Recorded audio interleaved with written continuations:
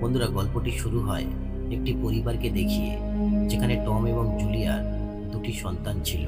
ছেলেটির নাম ছিল বেন এবং মেয়েটির নাম ছিল ক্যাসি। সেদিন বেনের জন্মদিন ছিল, তাই পুরো পরিবার বেনের জন্মদিন উদযাপন করতে এবং ছুটি উপভোগ করতে ক্যারিবিয়ান মহাসাগরে আসে। শুরুর দিকে সবকিছুই স্বাভাবিক ছিল। এরই মধ্যে জুলিয়া সাঁতার কাটতে সাগরে ঝাঁপ দেয়। তখন টম এবং বেন মাছ ধরতে ব্যস্ত ছিল। হঠাৎ করে জুলিয়ার মনে হয় যেন তার চারপাশে বড় কিছু একটা বৃত্ত তৈরি করছে। কিন্তু জুলিয়া যখন চারপাশে তাকায় তখন সে কিছুই দেখতে পায়নি।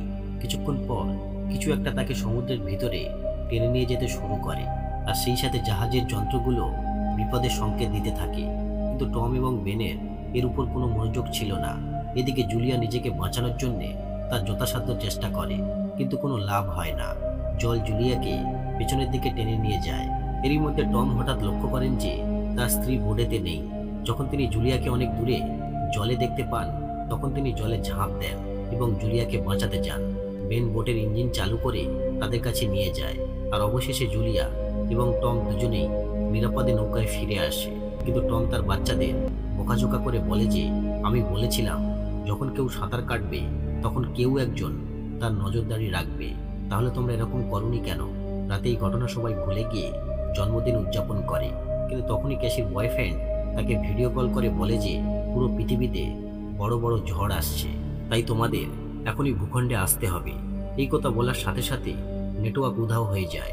ক্যাসি তাড়াতাড়ি চলে আসে এবং তার বাবা মাকে এটি জানায়। তারা কিছু ভাবার আগেই বোটে কিছু একটা আঘাত করার শব্দ তারা শুনতে পায়। সবাই বাইরে এসে অনেক ওয়েলস দেখতে পায়। টম বুঝতে পারে যে ওয়েলস কেবল তখনই এইরকম করে যখন কোনো ঝড় আসার সম্ভাবনা থাকে। একদিকে তাদের ঝড় এড়াতে হচ্ছিল, অন্যদিকে তাদের সামনে ছিল ওয়েলস। এরপর একটি প্রবল ঝাঁকুনি হয়। টম যখন ইঞ্জিন পরীক্ষা করতে যায় তখন দেখা যায় যে সংঘর্ষের কারণে ইঞ্জিনটি নষ্ট হয়ে গেছে।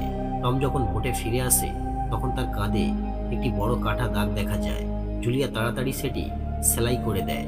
টম বলে যে, আমরা এখন ইঞ্জিন মেরামত করতে পারবো না, আমরা সমুদ্রের মাঝখানে আটকে গেছি। এখন তাদের সাহায্যের জন্য বাইরে থেকে কাউকে ডাকতে হবে। ক্যাসি বাইরে বেরিয়ে আসে এবং কল করার চেষ্টা করে, কিন্তু নেটওয়ার্ক পাওয়া যাচ্ছিল না। এদিকে রেডিও পুরোপুরি বন্ধ হয়ে গেছে। হঠাৎ কেন, কিভাবে এইসব হচ্ছিল তারা কেউ কিছু বুঝতে পারছিল না। টম তার পরিবারকে বলে যে, আমাদের কাছে মাত্র 4 দিনের খাবার ও জল আছে। আমরা এই মুহূর্তে শিপিং রুটে আছি, তাই এখান দিয়ে যাওয়া কোনো জাহাজ আমাদের সাহায্য করতে পারে। এইসব মানুষদের সাথে বাইরের জগতের কোনো যোগাযোগ ছিল না, তাই বাইরের পরিস্থিতি সম্পর্কে তারা কিছুই জানতো না। এরপর তারা সবাই বসে আলোচনা করছিল, কিন্তু এরই মধ্যে হঠাৎ বাইরে ভয়ঙ্কর শব্দ শোনা যায়। পুরো পরিবার যখন আকাশের দিকে তাকায় তখন তারা দেখতে পায় যে আকাশ থেকে পৃথিবীতে অনেক বস্তু নেমে আসছে। একটা বস্তু তো তাদের নৌকার কাছেই পড়ছিল, কিন্তু নৌকার ইঞ্জিন নষ্ট হয়ে যাওয়ার পরেও টম কোনোভাবে নৌকাটিকে এগিয়ে নিয়ে যায়। সামনের দিকে এগিয়ে যেতেই ওই বস্তুটি তাদের বোটের জায়গায় এসে পড়ে, কিন্তু তারা রক্ষা পেয়ে যায়। এখন তাদের ইঞ্জিনটি মেরামত করার মতো অবস্থায়ও ছিল না, সেটি সম্পূর্ণরূপে ক্ষতিগ্রস্ত হয়েছিল। টম বাইরে গিয়ে চারপাশে তাকিয়ে দেখে যে ওই বস্তুটি আর কিছুই নয়, সেটি ছিল উল্কাপিণ্ড। এই কারণে সব রেডিও সিগন্যাল ও মোবাইল নেটওয়ার্ক কাজ করছিল না। এরই মধ্যে সাগরে প্রবল ঝড় উঠতে শুরু করে, যার ফলে বোটটি খুবই বাজেভাবে কাঁপতে শুরু করে। এটা দেখে টম তার পরিবারকে বোটের উপরের ডেকে নিয়ে যায় এবং তাদের লাইফ জ্যাকেট পরিয়ে দেয়, যাতে নৌকাটি ডুবে গেলেও তারা বেঁচে থাকতে পারে। এই সময় গ্র্যাভিটিও খুব খারাপ পর্যায়ে চলে যায়, যার কারণে তাদের নাক দিয়ে রক্তপাত শুরু হয়। এরপর একটি শক্তিশালী ধাক্কা অনুভূত হয়, যার ফলে সবাই এখানে অজ্ঞান হয়ে পড়ে যায়। সকালে যখন তারা জ্ঞান ফিরে পায় তখন তারা দেখে যে ঝড়ের কম্পনে তাদের বোটটি চারিদিক থেকে ভেঙে গেছে। কিন্তু এরই মধ্যে বাইরের দৃশ্য দেখে তাদের পায়ের নিচের মাটি সরে যায়, কারণ যে সাগরে ঝড় এসেছিল সেটিই এখন অনুর্বর জমিতে পরিণত হয়েছে। সাগরের জলের কোনো চিহ্ন ছিল না। রাতারাতি সব জল সমুদ্র থেকে গায়েব হয়ে গেছে। টম কম্পাস বের করে পরীক্ষা করে দেখে যে পৃথিবীর সব মেরু বদলে গেছে, অর্থাৎ উত্তর মেরু হয়ে গেছে দক্ষিণ মেরু, আর দক্ষিণ মেরু হয়ে গেছে উত্তর মেরু। তাই যেখানে মরুভূমি ছিল সেখানে এখন সমুদ্র আছে, আর যেখানে সমুদ্র ছিল সেখানে এখন আছে মরুভূমি। টম আরও বলে যে এখন পৃথিবীতে আর কেউ বেঁচে নেই। এটা শুনে ক্যাসি হতবাক হয়ে যায়, কারণ এতক্ষণে তার বয়ফ্রেন্ডও মারা গেছে, তাই সে অনেক কান্নাকাটি করে।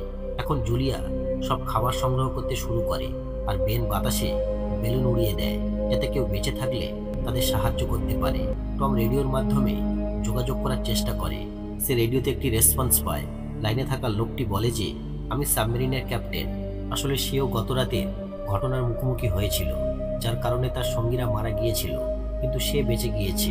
ক্যাপ্টেন জানায় যে 1 সপ্তাহ পর যখন পৃথিবীর মেরু আবার পরিবর্তন হবে, তখন সমুদ্রের জল আবার সমুদ্রে ফিরে আসবে আর সমুদ্রের ঢেউ হবে খুবই বিপজ্জনক। ক্যাপ্টেন আরও বলেন যে এই সময় আপনারা সমুদ্রের গভীরে আছেন, তাই আপনারা একটি উঁচু স্থানে যান যাতে আপনারা রক্ষা পেতে পারেন, কারণ আমি সাবমেরিনে রক্ষা পেয়ে যাব।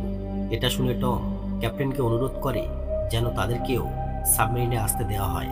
ক্যাপ্টেন এতে জানায় যে এতে মাত্র 3 জনের জায়গা আছে। টম দুটি বাচ্চাকে সাবমেরিনে পাঠানোর সিদ্ধান্ত নেয় এবং এরপরে সে ক্যাপ্টেনকে সমস্ত খাবার ও জল দিতে রাজি হয়। টম তখন ম্যাপের জায়গা খুঁজে বলে যে আমরা 2 দিনের মধ্যে সাবমেরিনে পৌঁছে যাব। এরপর তারা খাবার ইত্যাদি সংগ্রহ করা আরম্ভ করে, যার পর টম বাইরে একজন লোককে দেখে যে তার কুকুর নিয়ে তাদের দিকে এগিয়ে আসছিল। টম তাকে সার্ভাইভার ভেবে জল দেয়, কিন্তু ওই ব্যক্তি টমকে আক্রমণ করে তাকে হত্যা করে। জুলিয়া দূর থেকে সবকিছু দেখছিল। এরপর ওই লোকটি টমকে হত্যা করে তাদের নৌকার দিকে এগিয়ে যায়।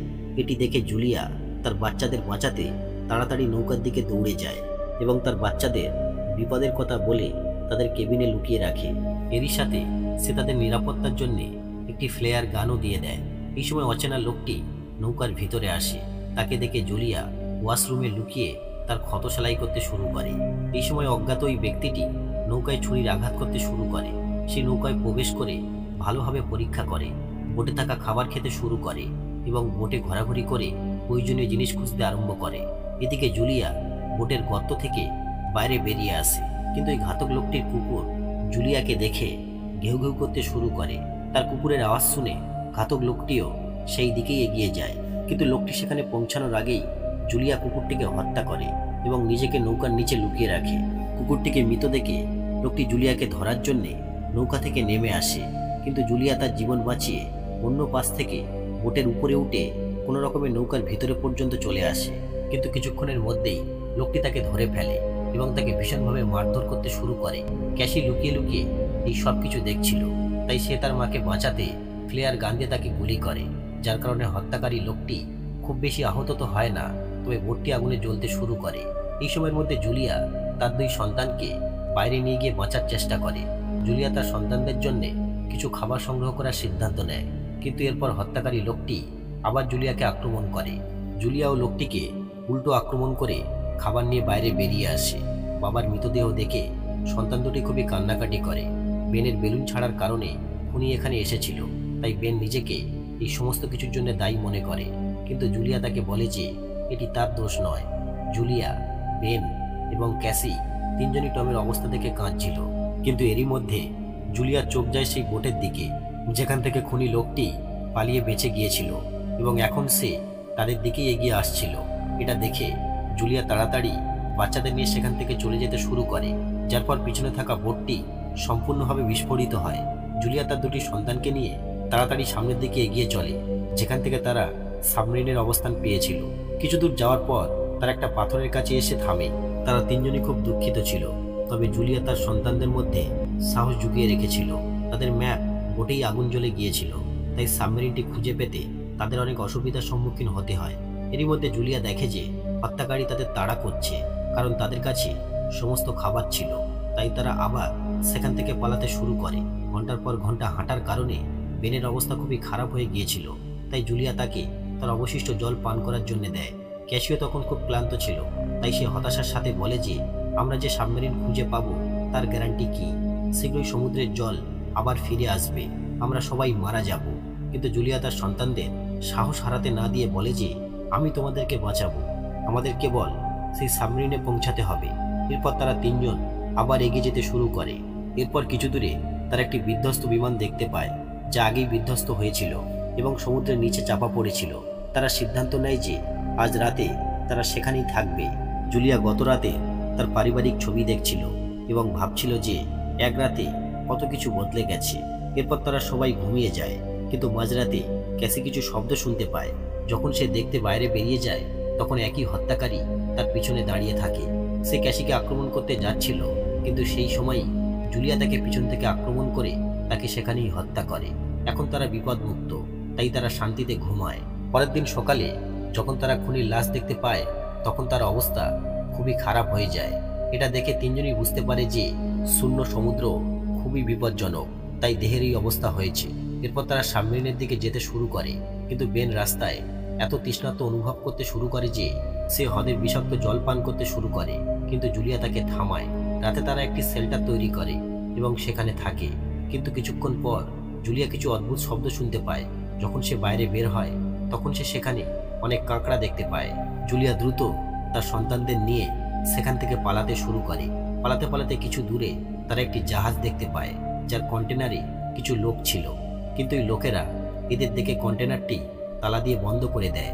অনেকক্ষণ ধরে এই তিনজন তাদের অনুরোধ করে, কিন্তু যখন ওই লোকেরা তাদের ঢুকতে দেয় না তখন তারা জাহাজের উপরে উঠে তাদের জীবন বাঁচায়। কিন্তু ওটার সময় একটি কাঁকড়া জুলিয়ার পায়ে আঘাত করে, যদিও জুলিয়া তাও উপরে উঠে আসে। এইদিকে কাঁকড়াগুলি কন্টেনারের ভিতরে প্রবেশ করে সবাইকে হত্যা করে। অন্যদিকে জুলিয়া স্ক্রাব দিয়ে তার ক্ষত ঢেকে রাখতে শুরু করে এবং তারপর সেখানে অজ্ঞান হয়ে পড়ে যায়। সকালে যখন তার চোখ খোলে তখন সে দেখে তার সন্তান তার কাছে নেই। জুলিয়া তার সন্তানদের হারানোর ভয়ে কাঁদতে শুরু করে, কিন্তু তারপর বেন এবং ক্যাসি ফিরে আসে, যারা অস্ত্র ও খাবারের সন্ধানে গিয়েছিল। তারা একটি রেডিও খুঁজে পায়। জুলিয়া ক্যাপ্টেনের সাথে যোগাযোগ করে এবং তাকে জানায় যে সে সেখানে নেই। কাঁকড়া তাদেরকে আক্রমণ করেছে। ক্যাপ্টেন জানায় যে কাঁকড়া তাকেও আক্রমণ করেছে। জুলিয়ার কাছে কোনো মানচিত্র ছিল না, তাই ক্যাপ্টেন তাকে পথ দেখানোর জন্যে একটি ফ্লেয়ার গান ছুড়ে দেয় এবং তাকে বলে যে সমুদ্রের জল শীঘ্রই ফিরে আসবে। ফ্লেয়ার বন্দুকের সাহায্যে তারা বুঝতে পারে যে তারা সঠিক দিকে যাচ্ছে আর সাবমেরিনটি কিছুটা দূরত্বে রয়েছে, এবং কিছু দূর হাঁটার পরে তারা সাবমেরিনটি দেখতে পায়। কিন্তু সেখানে পৌঁছানোর জন্য তাদেরকে একটি পাথরের প্রাচীর অতিক্রম করতে হতো, যা খুবই বিপজ্জনক ছিল। যখন তারা এটা অতিক্রম করে তখন পাথর পড়তে শুরু করে। এর ফলে দুই সন্তান তো সামনে এগিয়ে যায়, কিন্তু একটি বড় পাথর জুলিয়ার সামনে এসে বাধা হয়ে দাঁড়ায়। জুলিয়া তার বাচ্চাদের সাবমেরিনে পৌঁছানোর নির্দেশ দেয়, কারণ সাবমেরিনে কেবল ক্যাপ্টেন ও দুই বাচ্চার জন্য জায়গা ছিল। বাচ্চারা অনিচ্ছা থাকা সত্ত্বেও সাবমেরিনে পৌঁছে যায়, যেখানে ক্যাপ্টেন বলে যে আমি আর বাঁচব না, তাই এখন তোমরা তিনজনই যাও। ক্যাসি দ্রুত তার মাকে নিতে আসে, কিন্তু সে দেখে যে তার মায়ের দিকে অনেক কাঁকড়া এগিয়ে আসছে। এরপর ক্যাসি তার মাকে কোনো রকমে বাঁচায় এবং তাকে সাবমেরিনে নিয়ে আসে। এরপর তিনজনই সাবমেরিনে বসে স্বস্তির নিঃশ্বাস ফেলে, কিন্তু ঠিক তখনই সমুদ্রের ঢেউ খুব দ্রুত আসতে শুরু করে, যার ধাক্কায় তিনজনই অজ্ঞান হয়ে যায়। যখন তারা চোখ খোলে তখন তারা দেখে যে তারা শহরে পৌঁছে গিয়েছে আর সবকিছুই ধ্বংস হয়ে গেছে। তো বন্ধুরা, মুভিটি এইভাবেই সমাপ্ত হয়। বন্ধুরা, ভিডিওটি ভালো লাগলে লাইক ও শেয়ার করতে ভুলবেন না। চ্যানেলটিতে নতুন হলে সাবস্ক্রাইব করতে ভুলবেন না। দেখা হবে আরও একটি ভিডিওতে। ততক্ষণ পর্যন্ত নিজেদের খেয়াল রাখবেন, ভালো থাকবেন। ধন্যবাদ।